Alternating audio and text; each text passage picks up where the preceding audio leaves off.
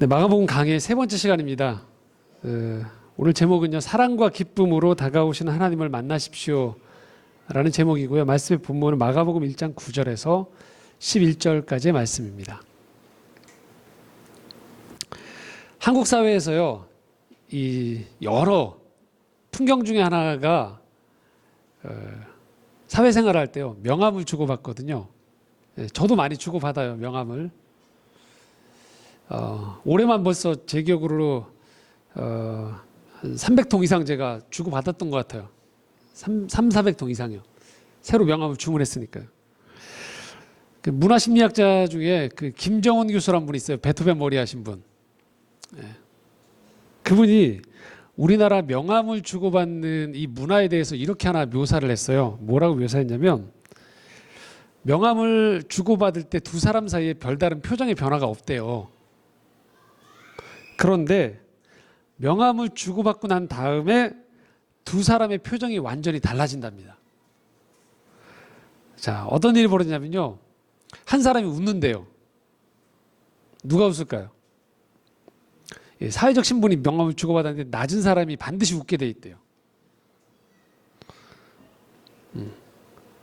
한쪽은 명함을 딱 받고 나서 나보다 사회적 신분이 낮구나 그러면 무표정하게 있고, 한쪽은 호의적인 웃음을 이렇게 띠게 돼 있대요. 이 사회적 현상에서 벌어진 일이라는 거죠. 약간 극단적으로 얘기는 했지만 이런 뉘앙스가 있다는 거죠.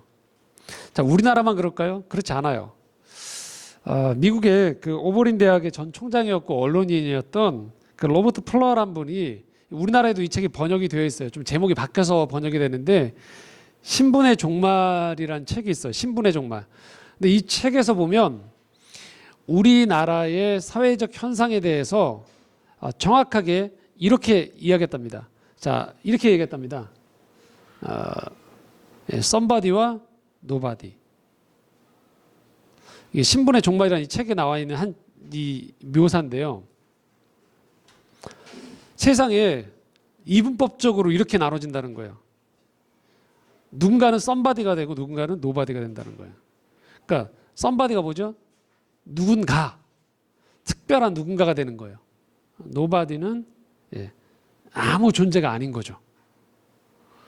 그래서 이렇게 얘기하는 거예요. 신분사회다. 지금 중세가 아님에도 불구하고 이 땅에서 살아가는 우리들도 이런 신분을 경험한다는 거예요.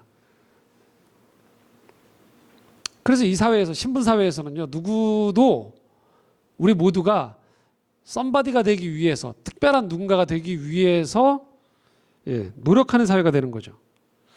근데 이 로버트 플러는 이 신분사회에서 신분을 이렇게 표현해요. 자부심의 원천이자 수치심의 원천이 되기도 한다는 거죠. 이 신분이라는 게. 그래서 인류의 역사를 뭐라고 표현하느냐, 로버트 플러는 somebody가 되고 싶은 자, 또 되었음을, 자기가 somebody가 됐다라는 걸 증명하는 자들에 의해서 수많은 광기와 폭력이 자행되어지면서 인류의 역사가 발전됐다는 거예요. 내가 특별한 사람이라는 거예요. 그래서 특별하지 않다라고 여겨지는 사람들을 함부로 대할 수 있다라고 생각하면서 누르고 공격하고 정복했던 역사라는 거죠. 반대편에서 내가 노바디라고 생각했던 사람, 아무것도 아니라고 생각했던 사람들은 그런 공격과 정복과 지배와 학대나 폭력들에 대해서, 그래 나는 아직 썸바디가 되지 못했으니까 해서 이걸 당연하게 받아들이거나 또는 당연하지 않음에도 불구하고 굴복당해왔던 역사가 인류 역사의 어두운 면이라는 거죠. 이 신분사회라는 이 굴레 안에 돌아가는 이 사회적인 메커니즘이요.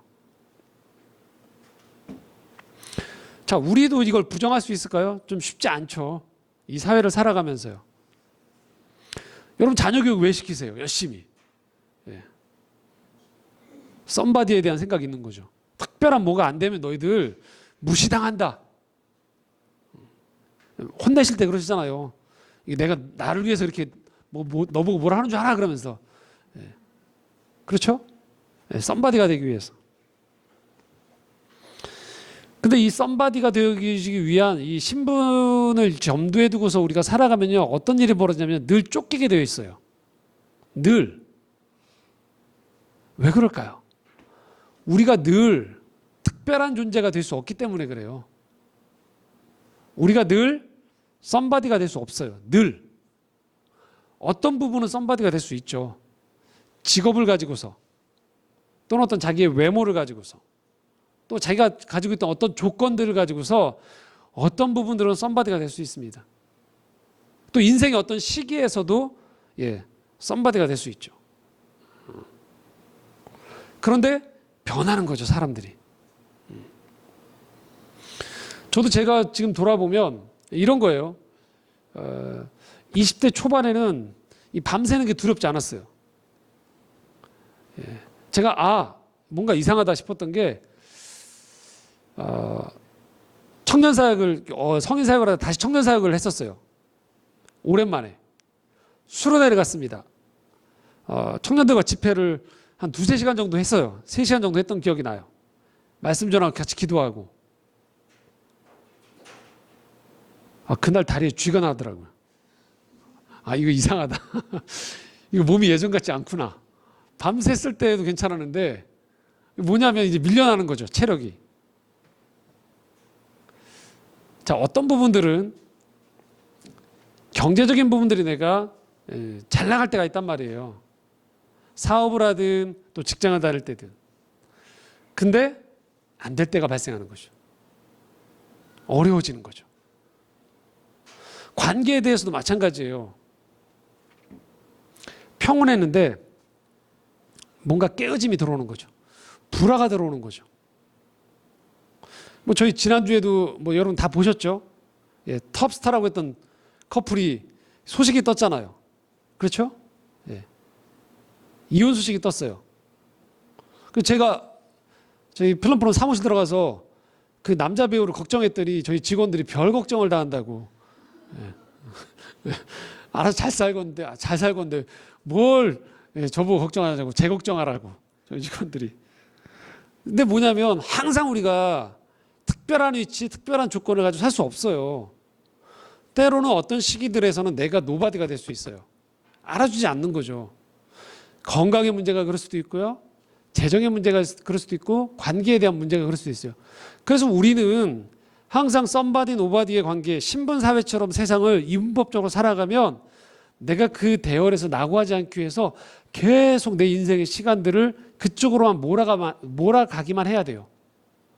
그럴 때 점점 이게 내가 정점에 다다를 때는 괜찮은데, 여러분도 거의 저희가 예배 드리러 온 이 자리에서 보면 다 우리 안에 이 아무것도 아닌 부분들에 대한 부분들이 분명히 있거든요.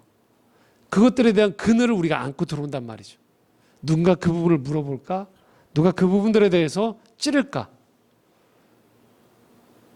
교회에서도 그러고요, 사회에서도. 더더군다나 내가 가진 것들을 더 그래서 부각을 시켜야 되는 거예요. 자식 자랑이 됐든 재산이 됐든 재테크를 최근 잘하고 있든 드러내야죠. 그래서 당신들이 생각하는 내가 아무것도 아닌 사람이 아니라는 것들을 우린 증명해내야 되는 시대 속에 살아가요.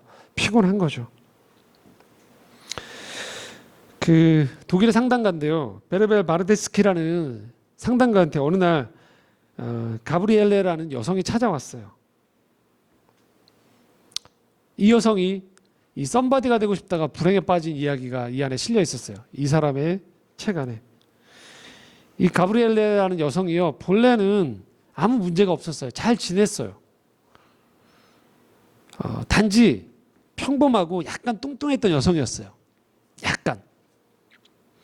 대체로 이러면 집에서 부모님들은 여러분 약간 통통한 상태에서 크는 자녀들을 보면 부모님들 뭐라고 얘기할까요?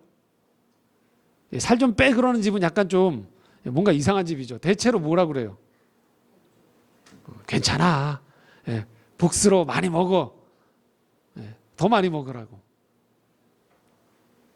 너 뚱뚱한 게 아니야. 좀 귀여울 뿐이야. 그리고 친구들 중에서 그다지 마른 사람들이 없었던 거예요. 가브리엘레가. 아무 문제를 못 느꼈어요. 그런데 대학교에 들어가서 짝사랑했던 남자한테 고백을 했어요. 프로포즈를. 근데 이 남자가 농담하듯이 이렇게 얘기한 거예요. 난 뚱뚱한 여자가 싫다고. 이전까지는 아무 문제가 없었어요. 근데 그날 집에 들어와서 거울을 쳐다보는 순간에 자기가 초라해지기 시작한 거예요. 그래서 다이어트를 혹독하게 시작했습니다. 하루에 5시간씩 운동을 하고 냉장고에는 유명 배우의 사진을 붙여놓고 칼로리에 맞춰서 음식을 먹고 친구들 모임을 아예 가지 않는 거죠. 예. 유혹이 너무 많아요. 확실히 효과가 있었어요. 몇 달 지나니까. 그래서 이 짝사랑했던 상대도 그녀에게 관심을 보이기 시작한 거죠. 사람들도 이 확 날씬해졌던 이 여성을 보면서 아, 근성이 있다고, 자기를 가꿀 줄 아는 똑똑한 여자라고 이렇게 추켜 세워주기 시작한 거예요. 그녀는 칭찬을 들을 때마다 전율을 느끼기 시작했어요. 그래서 외모에 대한 자신감을 넘어서서 점점 우월감을 느끼기 시작한 거죠. 근데 그러면서 동시에 어떤 내면의 일이 벌어진다면, 이런 칭찬을 받을수록 과거로 돌아가는 게 죽기보다 싫은 거죠. 과거로 돌아간다는 거, 그러니까 과거가 뭐예요? 뚱뚱한 나로 돌아간다는 건 뭐냐? 사랑받지 못하는 사람으로 돌아간다는 거였고, 그것은 내 인생이 실패한 인생으로 낙인 찍히는 것처럼 여겨지기 때문이었어요. 결국 그녀는 과거로 돌아가는 퇴로를 차단해 버렸어요. 아몬드 한 알, 오렌지 주스 한 잔에 칼로리까지 계산하면서 음식을 먹었고, 식욕을 참지 못해서 머핀 한 개를 먹었던 날에는 아주 심한 스트레스를 받은 거예요. 결국 그녀는 아침에 체중계에 올라갔는데, 체중계에 올라갔을 때 몸무게가 줄지 않으면 하루 종일 굶기 시작했어요. 그러면서 점점 음식에 대한 집착이 커져간 거죠. 결국 그녀는 끊임없는 이 허기에 숨이 막힐 때까지 음식을 먹고 토해버리는 폭식증을 보이기 시작했던 거죠. 먹어도 배고픔은 사라지지 않고 죄책감은 깊어진 거죠. 그래서 마침내 섭식장애 치료를 받기 시작했던 것이죠. 아무 문제 없이 살아왔던 그녀에게 어느 누군가가 건넸던 이 한마디, 뚱뚱한 사람은 싫어. 썸바디가 됐지만 어떤 각고의 노력을 통해서 다시 노바디로 돌아가기 싫은 거죠. 아니, 싫은 게 아니고 두려워지는 삶이 되는 거죠. 여러분, 이런 모습이 가브리엘레에게만 있을까요? 온통 우리 주변을 돌아보면 신분으로 규정 짓는 거잖아요. 아파트 평수에 따라서, 학력에 따라서, 그 사람의 직장에 따라서, 외모에 따라서 끊임없이 우리는 신분을 구분지어요. 끊어야겠죠. 근데 쉽지 않아요. 그래서 오늘 말씀을 통해서 우리가 이 부분들을 짧은 시간이지만 좀 나누려고 하는 거예요. 과연 그러면 이 신분 사회 안에 살아가는 우리인데 이 고리를 끊든지 또는 최소화할 수 있는 것은 무엇일까? 그것은요, 존재 자체에 집중하기 시작하는 거예요. 내가 가지고 있는 외형적인 것이 아니고요, 존재 자체에 집중하기 시작하지 않으면 우리는 이 고리를 끊어내기가 쉽지 않아요. 자, 그럼 우리란 존재가 어떤 존재일까요? 그걸 나 혼자서 여러분 아침에 거울에 일어나서 여러분 거울을 보시면서 야, 너 참 귀하다, 예쁘다, 계속 자기가 자기 스스로에게 계속 얘기해봤자 뭐예요? 나가는 순간에 누가 나한테 틱 던졌던 한마디가 나를 무너뜨리잖아요.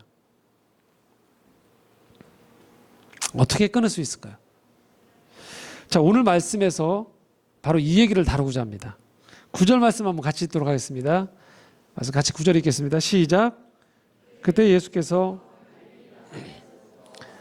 요단강에서 요한에게 세례를 받으시고,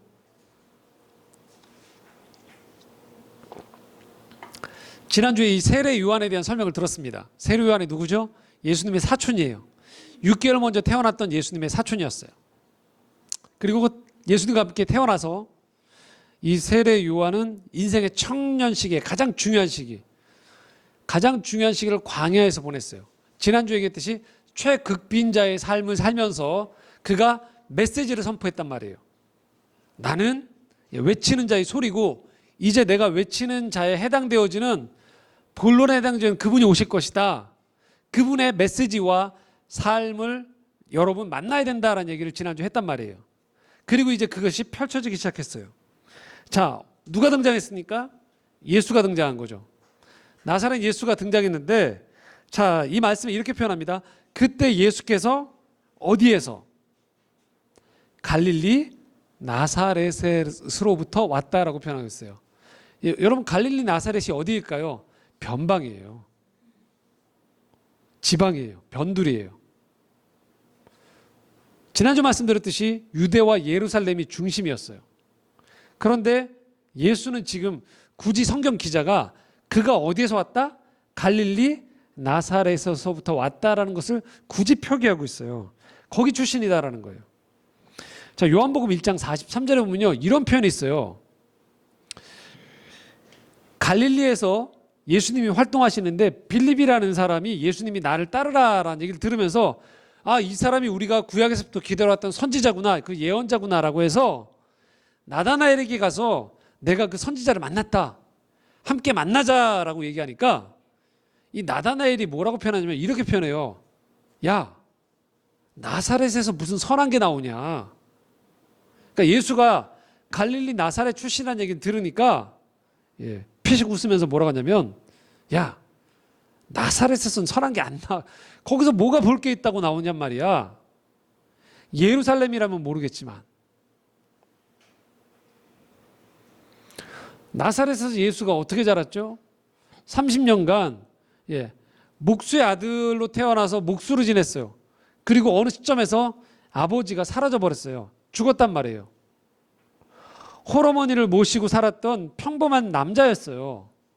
근데 갑자기 이 남자가 하나님의 아들이라고 이야기하면서 그가 하나님 나라를 선포했던 거죠.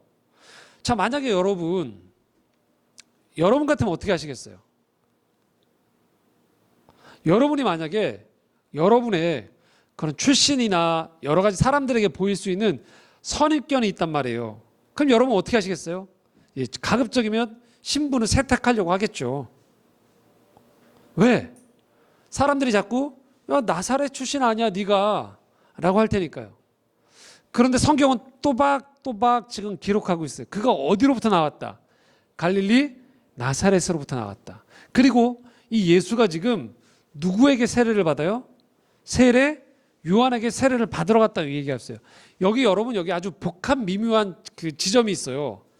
어떤 지점이냐면요, 사촌이란 말이에요. 그리고 세례 요한이 당대의 메신저로서, 스피커로서나 그의 어떤 역할들이 상당히 영향이 컸어요. 여러분 그거 아시죠? 그 명절에 별로 부모님들이 갔다 오시면 자녀들하고 별로 안 좋아지는 이유가 왜 안 좋아지죠? 딴 집에 가 성적이 더 좋은 걸 들었잖아요. 친척들이. 그럼 뭐예요? 그날 와서 괜히 짜증을 낸단 말이에요.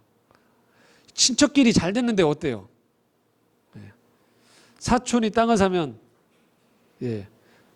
기쁘고 축복하나요? 별로죠? 여러분 친척 관계란 말이에요. 근데 지금 이 세례 요한의 인지도와 여러 가지가 높단 말이에요. 근데 지금 거기에 가서 세례를 받는 거예요. 세례 요한이 주는 세례를 받겠다라는 거예요. 이게 아주 미묘한 거예요. 근데 기꺼이 받으러 갔단 말이에요. 두 번째, 또 하나 중요한 얘기가 있어요. 예수님은 최소한 자기가 하나님의 아들인 걸 알고 있었어요. 자기가.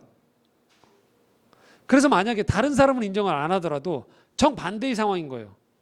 내가 하나님의 아들이란 말이에요. 나는 누가 뭐라고 해도. 근데 내가 왜 세례 요한에게 가서 세례를 받지? 라고 생각할 수 있어요. 그런데 예수님은 지금 뚜벅뚜벅 걸어 들어가서 세례 요한에게 세례를 받았다라고 지금 이야기를 기록하고 있어요. 이게 뭘 말할까요? 예수님은요, 자신이 해야 될 그 일, 품어야 될 마음에 대해서 외부적인 조건에 휘둘리지 않는다라는 거예요.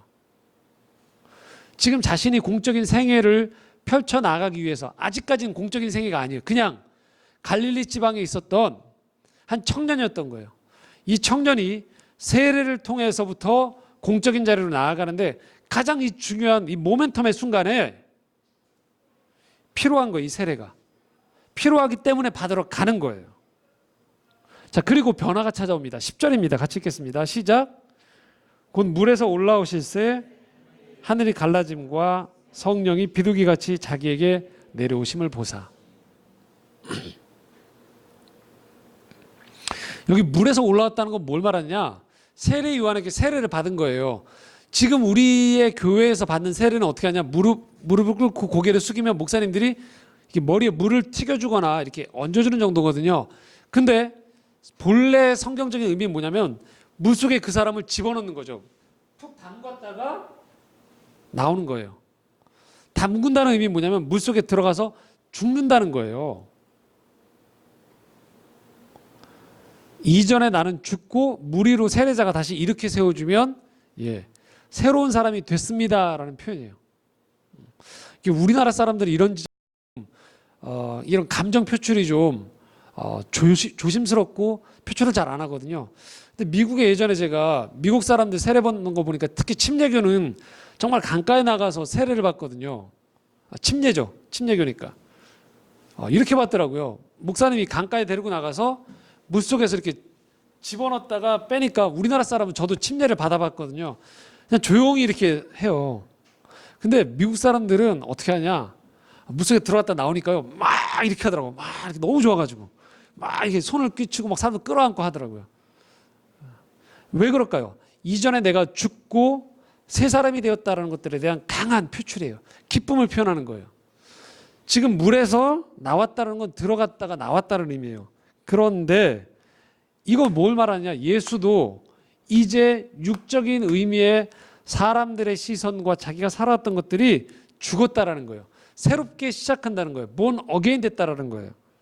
그러면서 지금 물에서 올라오는 그 순간에 아주 중요한 세 가지 일이 벌어집니다. 먼저 이 10절에는 두 가지를 얘기해요. 첫 번째 뭐냐? 하늘이 갈라졌다고 표현하는 거예요. 하늘이 갈라졌대요. 반대로 말하면 30살까지 예수님의 30살까지 공적인 생애를 시작하기 전까지는요. 하늘이 닫혀 있었다라는 의미인 거예요. 자기 삶에서. 이제 하늘이 열리는 거죠. 땅으로 대표되어지는 이 땅에서의 삶이 아닌 하늘이 열려지는 경험이 시작되는 거예요. 여러분 이게 아주 중요합니다. 인생에서. 왜냐? 우리가 살아가는 삶은 그냥 땅을 살거든요. 땅에 두 발을 얹고 그냥 살아가는 거예요. 이 땅의 삶은 끊임없이 뭐예요? 옆을 쳐다보면서 사는 삶이에요. 뒤를 쳐다보면서 사는 삶이에요. 비교와 평가에서 자유로울 수 없는 삶이에요. 그런데 하늘이 열린다는 건 뭘 말하느냐? 한 개인에게 있어서 하늘이 열린다는 건 그의 고유함이 열리는 걸 말하는 거예요. 더 이상 땅으로만 국한되어지는 사람이 아니란 걸 의미하는 거예요. 땅은 때가 되어지면 죽게 되어 있어요. 육신은 소멸하게 되어 있어요. 그러나 성경에서 하늘이 열린다는 건 뭘 말하느냐? 그에게 영혼이 열리는 걸 의미하는 거예요. 시간, 유한한 시간이 아닌 전혀 다른 차원의 질적으로 다른 의미에서의 시간이 우리 안에 영혼이라는 것들이 도래한다는 걸 의미하는 거예요.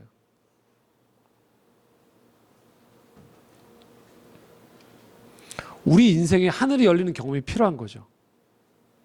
그렇지 않으면 땅으로만 살면 끊임없이 우리는 비교 속에서 조금 더 빨리 가고 조금 더 멀리 가고 조금 더 많이 갖는 삶에서 끊임없이 되풀이 되어져요.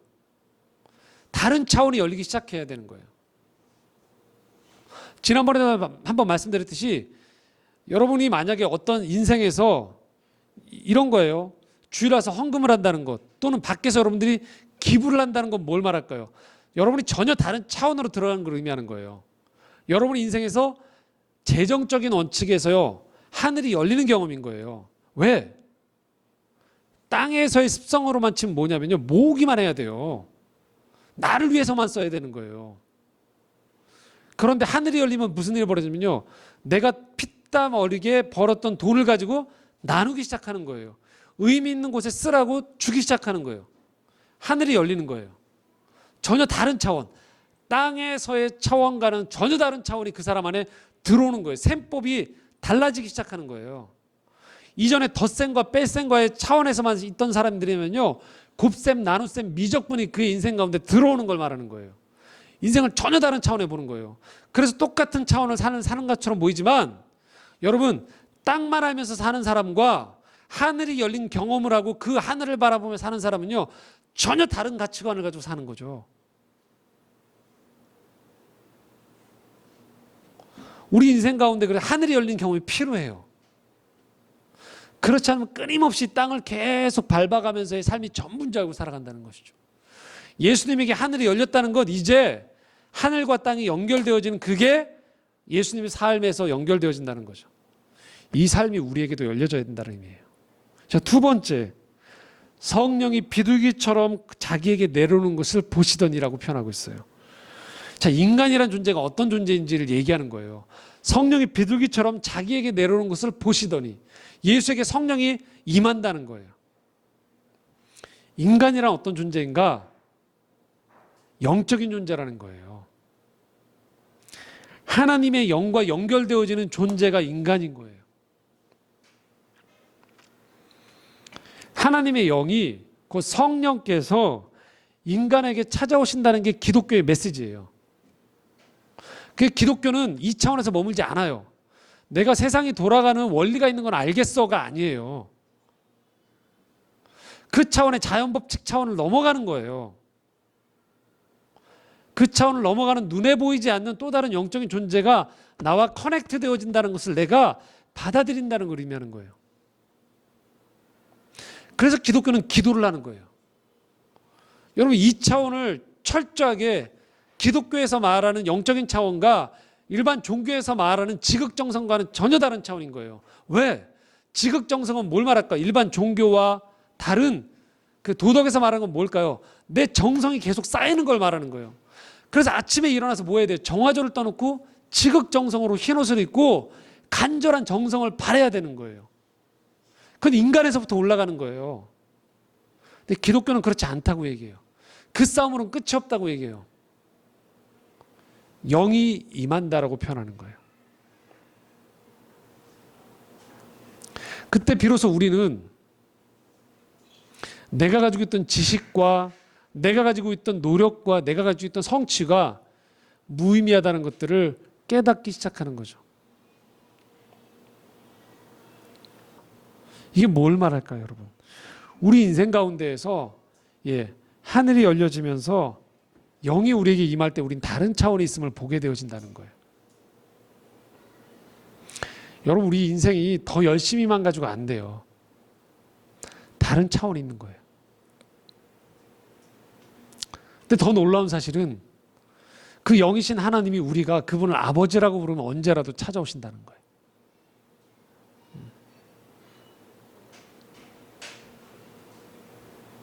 주님, 아버지, 하나님 하는 그 순간에 여러분 하늘이 열리는 거예요.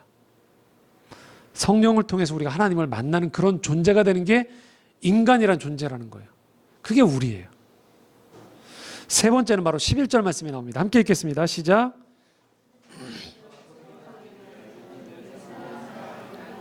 내가 너를 기뻐하노라 하시니라. 하늘로부터 소리가 난다는 거예요. 너는 내가 사랑하는 자다. 내가 너를 기뻐한다. 이 메시지가 예수에게 들렸을 때에는 예수님 뭘 아니에요. 어떤 공적인 사역을 하기 전이에요. 그런데 이 순간 하늘로부터 소리가 들렸다는 거예요. 어떤 소리? 너는 내가 사랑하는 아들이라. 내가 너를 기뻐한다. 예수님의 존재를 누가 알고 있었을까요? 아무도 모르고 있었을 때였어요. 몰라기 이전이고 예수님 스스로가 만약에 땅의 삶을 살고만 있었다라면 끊임없이 존재를 증명해내야 되는 입장이었어요. 그런데 성경은 이 순간에 전혀 다른 차원의 이야기를 하고 있는 거예요. 하늘에서 음성이 들렸다라고 얘기해요. 어떤 음성? 너는 내 사랑하는 아들이다. 내가 너를 기뻐한다는 거예요. 바로 이 지점 때문에 우리는 복음서를 읽어보면 예수 그리스도의 삶의 궤적이 풀리기 시작해요. 예수님은요, 그의 삶과 사역을 보면요, 불안함이 없어요. 쫓김이 없어요. 그럼 예수님의 모든 삶과 사역이 성공적이었냐?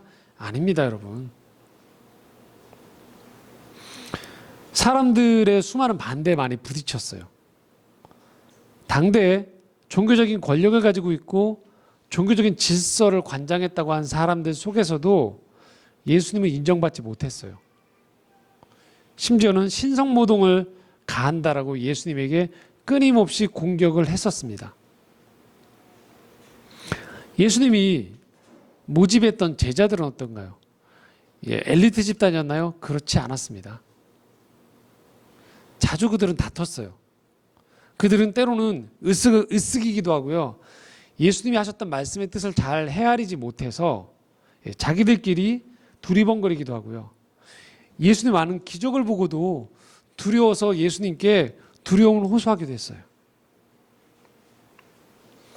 더더군다나 예수님이 이 땅에 살아가셨던 삶이 어떤 삶이에요? 끝이 정해져 있는 삶이었어요. 본인 스스로가 알고 있었어요. 십자가에서 죽게 된다는 걸 알고 있었던 삶이었어요.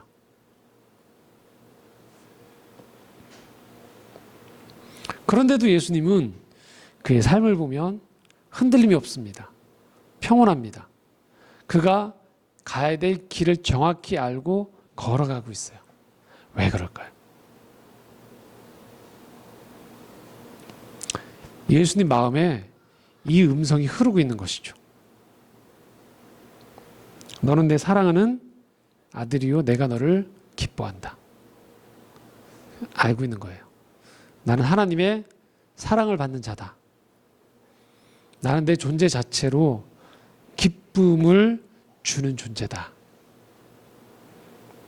그 사실을 예수 그리스도는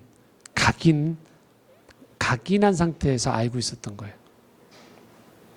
누가 뭐라고 해도 그 누가 내 형편과 내 처지에 대해서 비난하고 공격을 가한다 할지라도 예수님은 흔들림이 없으셨어요. 나는 사랑받는 자다. 나는 기쁨을 주는 존재다. 존재 자체로 그분은 하나님께 받아들였음을 알고 있었던 것이죠. 우리란 존재가 바로 그런 존재라는 거예요. 이 세상에 생명을 안고 생명으로 이 땅에 태어났다는 건 뭘 말할까요? 네, 사랑받는 존재라는 거예요. 우리 존재 자체로 귀하다라는 거예요. 우리가 들어야 될 소리는 평가와 더 많은 것들에 대한 것들을 통해서 획득된 신분에 의한 사람들의 거래에 의한 소리가 아니라는 거예요. 우리가 들어야 될 소리는 바로 이 소리예요. 내가 너를 사랑한다. 내가 너를 기뻐한다. 비록 지금 내가 하고 있는 일이 잘 되어지지 않아도 사람들 속에 내가 노바디처럼 비춰질지라도 그리고 앞길이 잘 보이지 않더라도 나는 이 땅에 존재한다는 그 자체가 사랑받을 만한 존재이며 아니 사랑을 받는 존재이고 내 존재 자체가 기쁜 존재다라는 거예요. 이 세상에 존재하는 그 순간부터요. 그것이 성경에서 말하는 우리란 존재예요. 하나님은 우리를 성과와 많은 평가를 가지고서 우리를 대하시는 것이 아니고요. 우리라는 존재가 이 땅에 태어난 순간부터 그분은 우리에게 끊임없이 이 메시지를 우리가 알아차리기를 바라신다는 거예요. 내가 너를 사랑한다. 내가 너를 기뻐한다. 예수님의 사역도 마찬가지였던 거예요. 예수님의 사역은 자신이 노바디라고 생각했던 사람들을 찾아다니시면서 그렇지 않다는 얘기를 하고 있는 거예요. 네 병 때문에 네가 하찮은 존재가 아니야. 네 집안 때문에 하찮은 존재가 아니야. 너의 과거 때문에 하찮은 존재가 아니야. 사람과의 관계 때문에 무너져서 네가 하찮은 존재가 아니야 라는 얘기를 주님이 건네시는 거죠. 너는 특별한 존재라는 거예요. somebody라는 거죠. 하나님 편에서 보았을 때. 그리고 이 하나님의 시선은 어느 누구도 흔들 수 없는 진리란 얘기를 우리에게 건네주고 계신 거죠. 그래서 오늘 우리가 어디에서 시작해야 될까요? 바로 여기에서 시작해야 돼요. 이 지지 기반에서부터 시작해야지만 우리의 삶은 흔들리지 않아요. 무너지지 않아요. 다른 것들이 다 무너지고 쓰러지고 훼손되어져도 맨 마지막 내 삶의 근원에서 흐르고 있는 이 음성이 우리를 붙잡고 있는 거예요. 뭘까요? 여러분, 내 열심이 아니에요. 내 자존심이 아니에요. 내 최선이 아니에요. 내가 너를 사랑한다. 내가 너를 기뻐한다. 그게 우리라는 거예요. 혹시 이 중에 자라오면서 부모에게 들었던 어떤 말들 때문에, 사람들의 어떤 평가들 때문에 나에게 깨어진 부분들이 있다면 여러분, 그 언어를, 그 음성을 바꾸십시오. 다른 음성으로. 어떤 음성? 나는 사랑받는 존재이며 나는 기쁜 존재다라는 것들을 내가 받아들이는 것이죠. 그게 내가 들어야 될 첫 번째 음성이고 내가 포기하면 안 되는 싸움인 거예요. 여러분 인생 전체를 놓고서 그래서 이 싸움을 하는 것이죠. 나라는 존재가 얼마나 귀중한 존재인지를 내가 내 삶을 통해 깨닫고 그렇게 살아가는 싸움인 거예요. 다른 사람은 나를 폄하하고 우습게 여기고 가치를 몰라줄지언정 천지를 지으신 하나님 편에서 내가 얼마나 소중한 존재임을 내가 깨달아 알기 시작하는 것이죠. 오늘도 하나님이 이렇게 얘기하는 거예요. 자녀 있으신 분들은 그런 얘기 많이 해보셨을 거예요. 자녀들한테. 뭐라고 하시냐면요. 이렇게 얘기해요. 힘내라 아들, 힘내라 딸. 여러분도 그런 얘기 들어보셨죠? 여러분도 해보셨을 거예요. 근데 여러분, 이 음성을 하나님이 우리에게 오늘 주신다는 거예요. 힘내라 아들, 힘내라 딸. 힘내라 자기 이름을 넣는 거죠. 힘내라 누구야? 내가 너를 기뻐한다. 내가 너를 사랑한다고 얘기하시는 거예요. 거친 세상 속에서 우리란 존재는 그런 존재들이에요. 이것이 복음입니다, 여러분. 그래서 여러분, 내게 주어진 나라는 존재가 소중하기 때문에 이 땅에서 살아가는 우리의 삶이 소중한 거예요. 그 삶을 포기하지 마십시오. 그 삶을 부여잡고 그 삶을 소중하게, 그리고 여러분의 만나는 사람들을 소중하게 대해 주십시오. 그것이 오늘 하나님이 우리에게 주시는 초청의 음성입니다. 그 음성에 응답하는 우리 모두가 되어지기를 소망합니다. 기도하겠습니다.